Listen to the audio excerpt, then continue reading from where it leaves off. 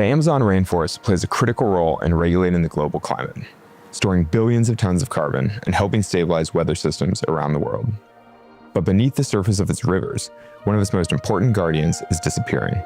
The pink river dolphin is a species of toothed whale endemic to South America. It's also an apex predator, sometimes called the jaguar of the river. And if the pink river dolphin suffers, so do the ecosystems that surround it. That's where Dr. Fernando Trujillo, a marine biologist and one of the world's leading experts on pink river dolphins, comes in. I interviewed him back in October 2024, the year he became Rolex National Geographic Explorer of the Year. Today, we get to listen to that fascinating interview again, where Fernando tells me what the single most important thing in the world is and the time that Jacques Cousteau gave him career advice. Afterward, a 2026 update from Fernando, who I spoke to recently to ask if the species is still under threat. I'm Alex Honnold, professional rock climber and founder of the Honnold Foundation, bringing you stories of inspiring people who are helping to solve today's most pressing conservation issues. In partnership with the Rolex Perpetual Planet Initiative, this is Planet Visionaries.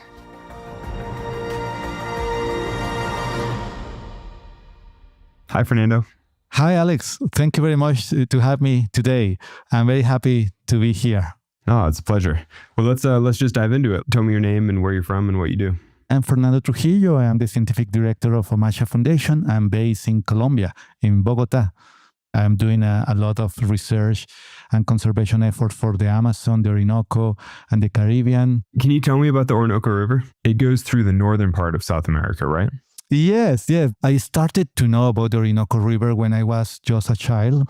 I remember every morning going to the river to swim, and we needed to throw pebbles to put away the piranhas or to, with a stick, going into the water to chase away the stingrays. I mean, it's one of the largest rivers in the world, but, when I hear a river, I think of like the river that goes through my hometown. Well, but that's not a very big river, that's like a really, really small river. The Orinoco is the third river in size in the world. The first one is the Amazon, the second one is the Mississippi, and the third one will be the Orinoco and the Congo River in Africa. So they are the giant rivers of the planet. Yeah, so it would be a fair visualization for people to imagine dolphins swimming up the Mississippi in terms of like the size of the river. But if you don't have in the Mississippi the amount of vegetation, trees that the Amazon have. And you have like toucans, tropical birds, and you have jaguars, and also you have dolphins in the water. Can you imagine this combination of things? Tropical birds, jaguars, tapirs, and dolphins in the water. That's quite a range of species. So what inspired your interest in aquatic ecosystems? I always felt an attraction for water, and I was just starting my university. I was doing marine biology. I had the opportunity to attend a lecture for Jacques Cousteau, and Jacques Cousteau was in his way to the Amazon for exploration. And I did a couple of questions in French to him, and he said to me, dolphins. Nobody are doing studies in the Amazon. And why dolphins? I mean, besides Jacques Cousteau telling you should work on dolphins, but why were you interested? I was very interested in big top aquatic predators like sharks, whales, and dolphins. And I was just looking how to study some of these animals. And can you describe why apex predators are so important to their respective ecosystems? Because I think that a lot of humans have a human-centric approach where it's like, oh, well, that animal is a predator. It's bad. We should kill it. But then that destabilizes the whole ecosystem. Like, help me understand that. If you ask the people on the streets, what is the most important thing happening in the planet? Probably they will say that the price of the dollar is going up or going down. But basically, the most important is photosynthesis and pollination. Without these two things, we were not alive. No oxygen, no air to breathe, and no food in our houses. Nature, we know, as a result of all the interactions between animals. So it's very important to understand this. If we remove the top predators, we lost animals, all these mechanisms are going to be lost. In 1993, Fernando founded the Omacha Foundation to help study and conserve the ecosystem of the river dolphins and other aquatic animals that are so important to maintaining the health of the Amazon. So what is the Omacha Foundation? Well, Omacha Foundation is a small NGO here in Colombia. I created 31 years ago. When I just started to work with river dolphins, the indigenous started to call me Omacha. And I was thinking, no, I'm Fernando. I'm not Omacha. And all the people in the canoes just going in front of me, hi, Omacha. I say, no, Fernando. So one day I asked them, what is Omacha means? And they finally say that they believe that I was a dolphin became into humans to protect the dolphins. And that is Omacha. Omacha is the dolphins that became to humans to protect them. So that was an honor from the indigenous people. And that's the beginning of the Omacha Foundation because it protects the dolphins? Yes, I started Omacha probably 6 years later. For me, Omacha was a kind of metaphor to put ourselves in the skin of a species or an environment to do something from the inside. I realized that there were some efforts to conserve terrestrial habitats, but not aquatic ones. So I was looking at the urgency to protect oceans, rivers, wetlands, and we decided to create Omacha focus on aquatic ecosystems and aquatic species. Yeah, so help me understand the role of dolphins in the aquatic ecosystem. Can you describe river dolphins? Do they act the same as the dolphins that we think of in the ocean? Basically, the dolphins are the jaguars of the water. They are the top predators in the Amazon. They are everywhere. We have two different species in the Amazon. Well, the pink river dolphins, that is the largest river dolphins in the planet, is almost 2.8 meters length. And the other species is the tucuxi, the gray dolphin. One of the smaller dolphins in the planet is just 1.50 meters long. So the pink river dolphins are basically the same size as what we imagine a dolphin to be if you think of one in the ocean. So that's a pretty big animal if you see it cruising in a river. Absolutely. And the pink dolphins have been in the Amazon for almost 2 million years. So they are very well adapted to this environment. The water is very dark. So these animals have to adapt very well to locate the fish, to avoid the nets, everything, because they have a long snouts and the eyes are very small, but they can see underwater and they produce a lot of sounds, echolocations to move in these murky waters of the river. Basically, they are very good explorers. They can travel 500,000 kilometers along the rivers, looking for opportunities for mate, and they go to more complex areas like the main rivers or the confluence of the rivers where there are more food, but they interact, for example, with other animals. Dolphins play with electric fish. Like it sounds dangerous. Yes, they start to play again with electric fish, and at the end they eat the electric fish. Like first they play with it, they get shocked a few times, and then eventually they eat it. Yeah. It's just playing with their food, huh? Absolutely. That's really funny. So they are fantastic animals, and they are very valuable also for the indigenous communities. The dolphins are sacred animals.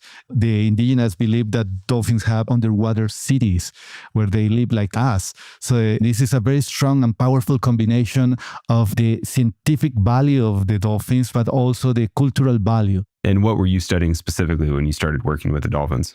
Well, the first thing we wanted to know how was doing the dolphins in the rivers. So the first thing we wanted to do is to count dolphins, and that is very difficult. I remember 30 years ago, we were 3 guys just counting dolphins on the shore, and I used to count like, 100 dolphins every day, and the indigenous just laugh about us. I asked them, why you are laughing? And they say to me, you are counting the same dolphins several times. I say, no possible. And yes, we were counting the dolphins several times. So now we have a protocol. And the other thing is we cannot protect the whole river. So we needed to start to do satellite tagging with dolphins. With a small tags, we put in the dorsal fin of the dolphins. And now we track dolphins and we know what are the most important areas. Can you talk about the threats that river dolphins face? Like, what are the challenges for river dolphins? South America, we have problems with deforestation, with mercury pollution. Now we are doing, for example, the mercury sampling on dolphins, and we found a very high levels of mercury on dolphins. So we started to evaluate fish that people are eating, and there are so many fish with very high numbers of mercury. And a couple of years ago, we did a report with the Washington Post in the Amazon, and the journalist asked me about my level of mercury. So I did the test for mercury, and the highest value you can have in your body is 1 milligram per kilogram. and I had 36.4 milligram per kilogram. 36 times over the highest level. Where'd the mercury come from? Basically from illegal gold mining. And also, there are natural mercury in the ground of the Amazon. But because the deforestation, the ground is exposed to the rain, and all this mercury goes into the water and goes into the food chain. So I was worried, not only about my health, but also about the people, the local people, the indigenous. I'm not living in a permanent way in the Amazon. So could you imagine how is the situation for the indigenous people? Yeah. What did you do about your mercury levels? Are you okay? Yes. No, I'm fine. I started to work with a toxicologist. I stopped to eat fish in the Amazon, and I'm taking selenium pills to try to trap the mercury. So I'm in my way to reduce the amount of mercury. And what do you think that means for indigenous people that live in the Amazon? I mean, has anybody done any research as to how they're affected? The curious thing is that there are a lot of symptoms in people, and now in Brazil and in other countries, where they always say that they have a lot of headaches and also malformations in children. So we will have a real problem some years if we don't take decisions now to avoid the poison of people with mercury. Yeah. So this is an alert, and we need to do something to try to tackle this huge problem. When I started to work with these animals, I realized that dolphins are a good ambassadors of the conservation of the rivers. People are very empathic with the dolphins. So at the end, it's a very powerful figure and species to try to encourage people, governments, to do something to make a difference for aquatic resources. Over the past 2 years, Fernando and his team have taken part in the Rolex and National Geographic Perpetual Planet Amazon expedition. Their work has brought awareness to the challenges facing the dolphins and engaged local communities to tackle complex conservation issues.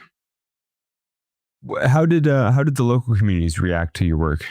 Like, what do they think about all this research and conservation work being done in the Amazon? Well, in my case, it has been a long process. I have been there for 37 years.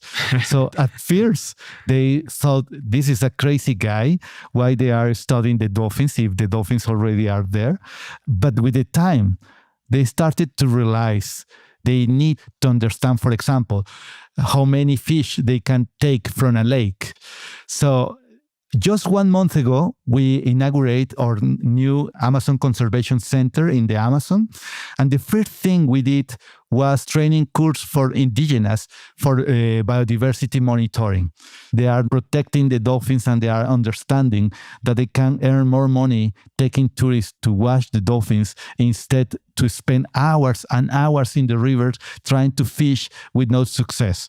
So now we have a network of young people, indigenous, collecting information about different species and trying to consolidate this knowledge, not only the scientific knowledge, but the cultural one. So we are working with local people from Brazil to Colombia to Peru to Ecuador in order they can talk between them. Not only scientists, but local people.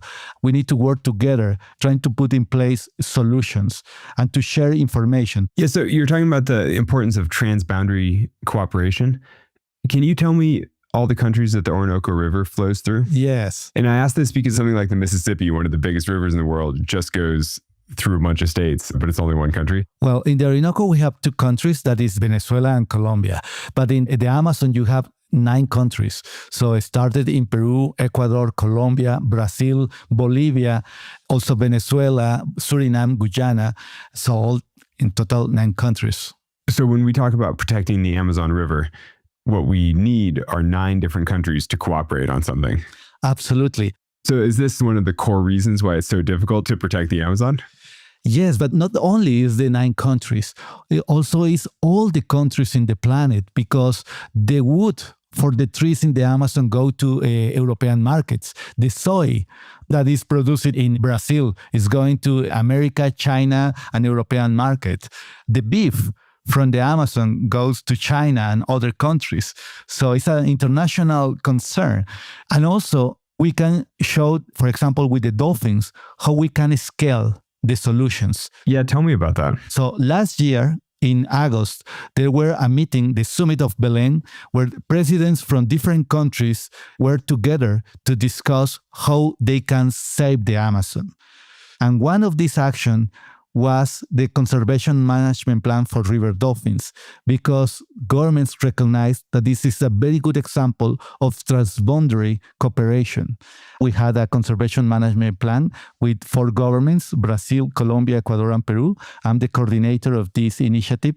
And the last year in October, the Ministry of the Environment in Colombia invited 14 countries in the world, in Asia and South America, where there are river dolphins, to make a global declaration for the conservation of the dolphins. That's crazy. What are the big rivers in Asia with river dolphins?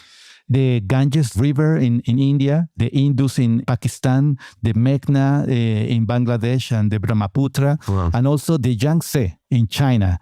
I mean, I think of some of those as the most polluted waterways on Earth, because of the heavy industrialization, like just so many people living in close proximity to the rivers. Absolutely. Just to give you another number, in the rivers in Asia and in South America, where river dolphins live, there are 1.6 billions of people.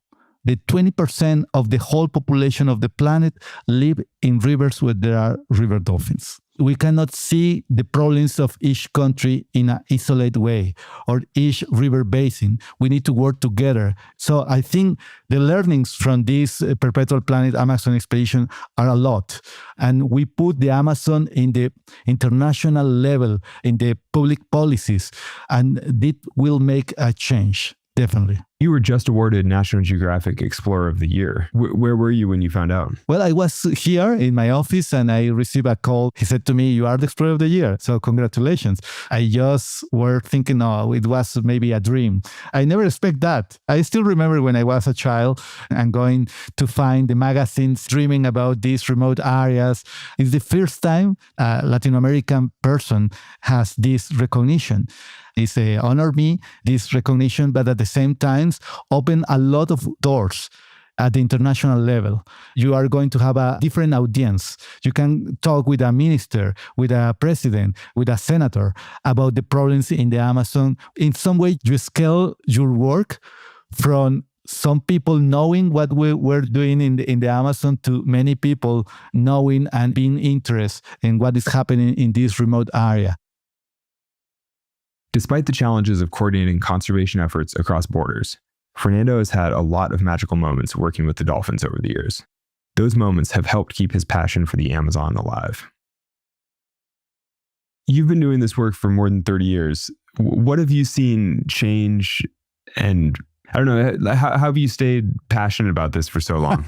I used to say that I'm an optimist in 51%, just to keep me in the work. I think a lot of things have changed and very fast in 3 decades. We are losing biodiversity. The rivers are changing. We have more human people living in the Amazon. There are large emerging cities like Manaus with 4 million of people in the Amazon, or Belém de Pará with 2 million of people. But we need to keep the hope. We need to take these good examples of work with local communities, with indigenous communities, and try to scale this for the whole Amazon. There are people that really want to make difference. There are other indigenous that say, okay, we want to save our fisheries. So all these small stories connected give me hope to try to keep going the work. Yeah, so despite the big challenges that the ecosystem in the Amazon faces, you find your optimism from the actions of individuals, like key people who are trying really hard to do something positive in the world. What advice would you give to somebody who's interested in doing the kind of work that you do? I think the passion is very important. And I can see sometimes young people are losing very easily the passion. The passion is the engine. I have seen thousands of times dolphins, but every time I'm pedaling in a canoe in the flooded forest, and suddenly I have dolphins in the middle of the trees just breathing and doing a very strong noise. And when you say swimming amongst the trees, you mean when the trees are flooded, and so you mean literally between trees? Yes, I'm in the middle of the flooded forest in a canoe, and suddenly you have dolphins around. I start to smell, and the smell of the breath of the dolphins. It's like a fishing smell. Like a fishy smell? Yes, it's disgusting, but at the same time, it's very nice because it's a way to be connected with the dolphins. Disgusting, but also magical. Absolutely.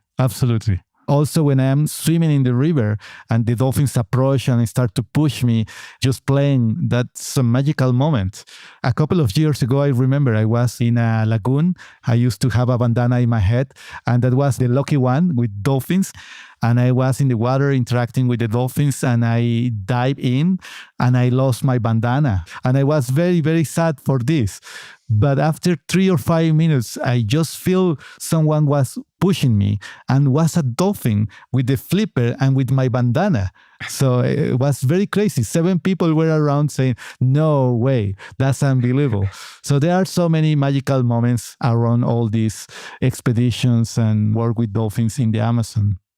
And what do you hope to see from the next generation of conservationists working in the same field? Like, what do you think are the obvious next steps in river conservation in the Amazon? Well, we need to try to monitor in a better way all the factors that are threatening the Amazon. For example, to monitor the mercury in different areas, not only in the water, in the fish, in the people, and taking decisions about that. We need to work a lot about how we can recover the fisheries for the people that are living there.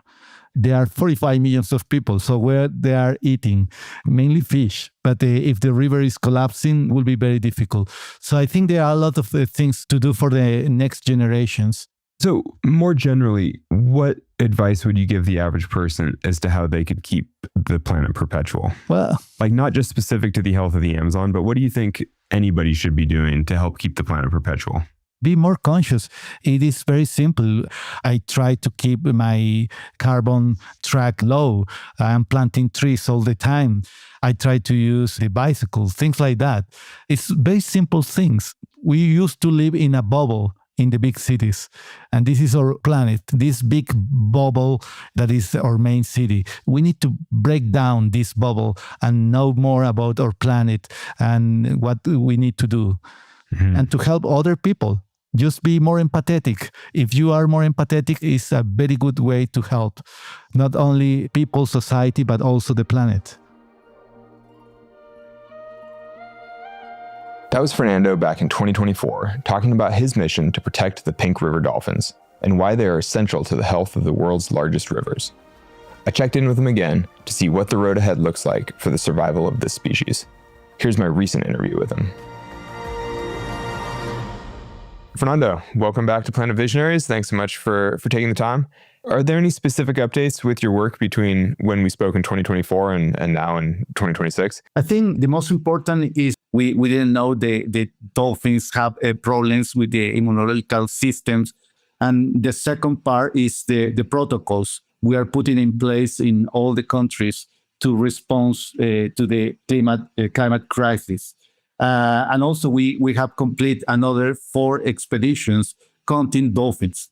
And after the last one I did just 1 day ago, I conclude that basically we know now that the populations of dolphins are declining everywhere.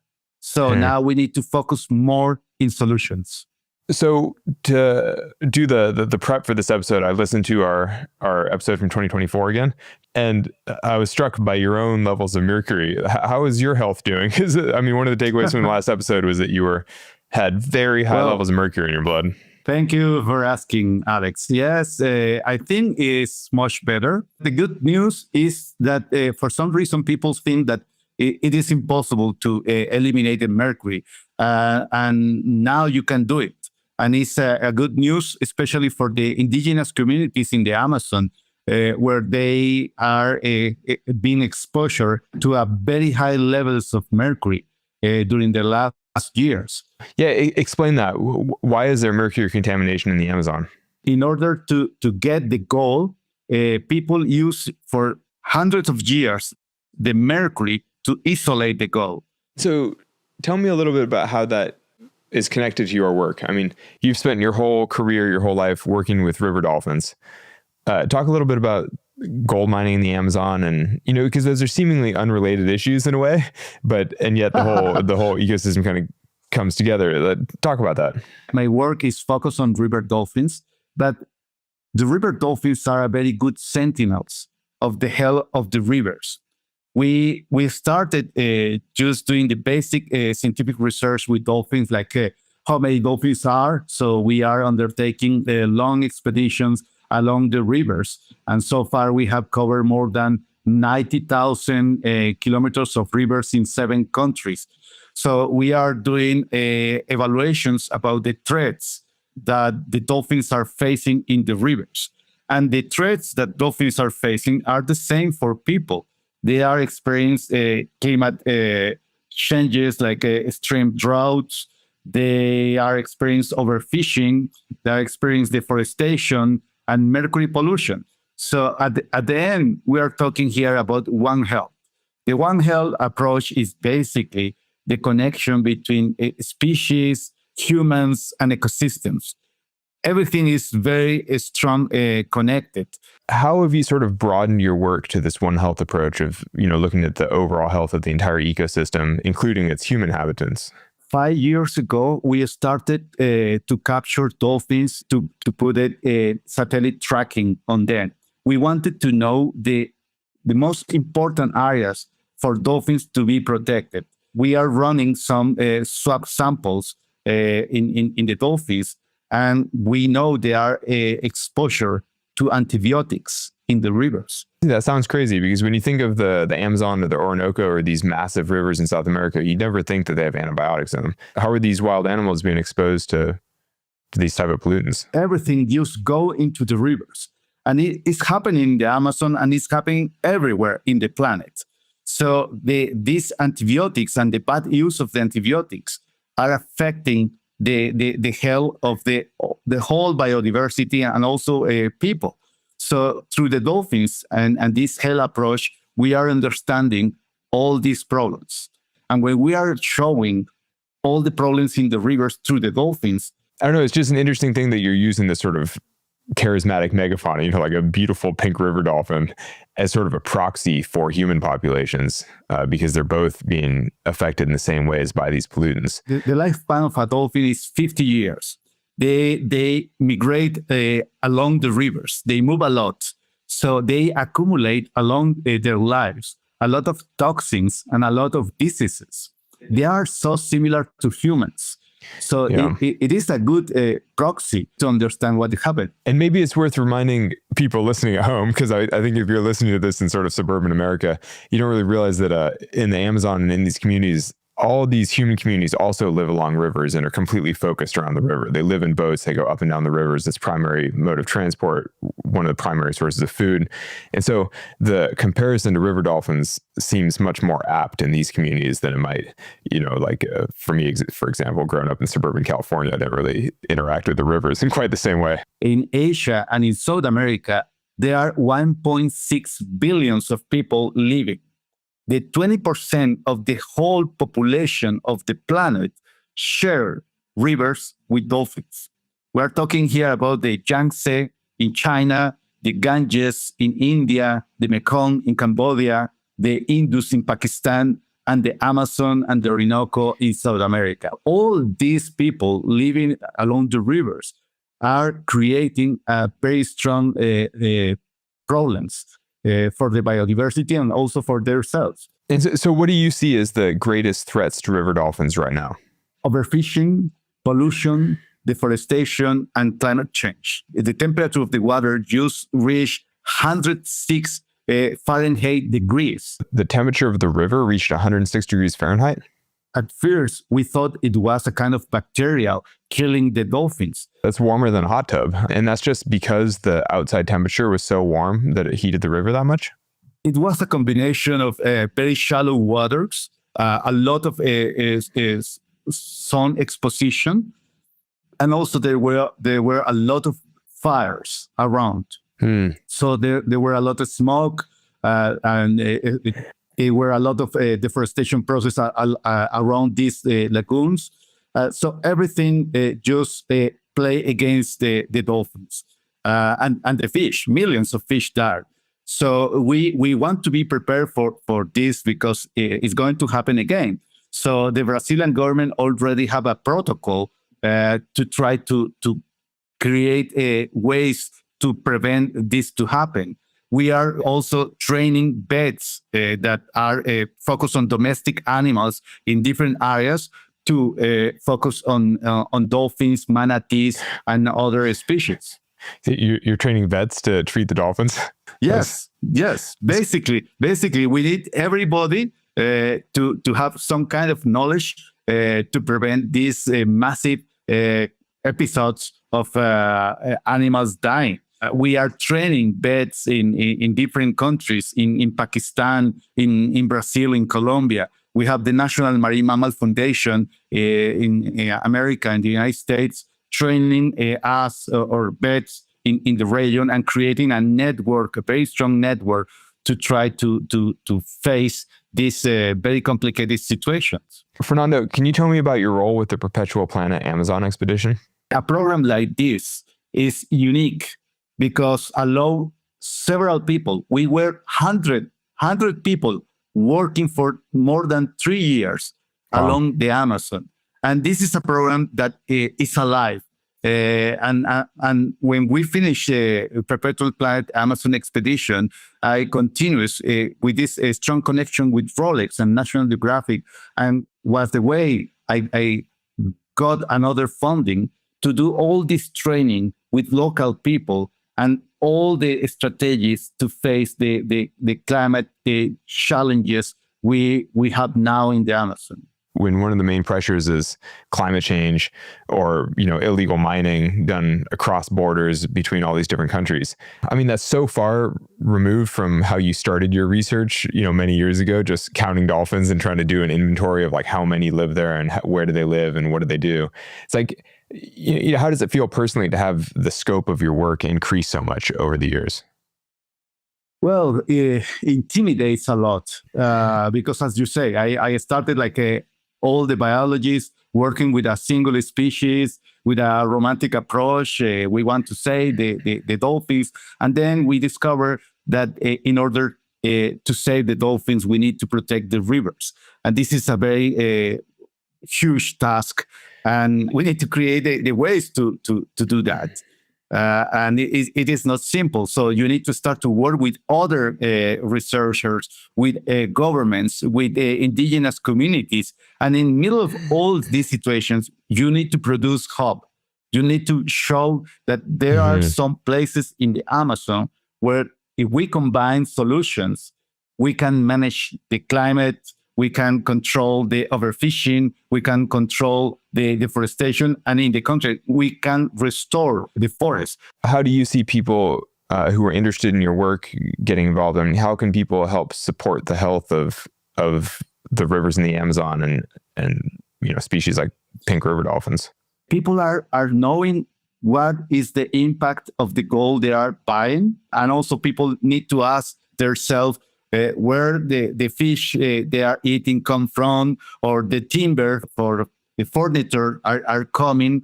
So people need to be more aware of that. We are in the same boat. It's the same planet.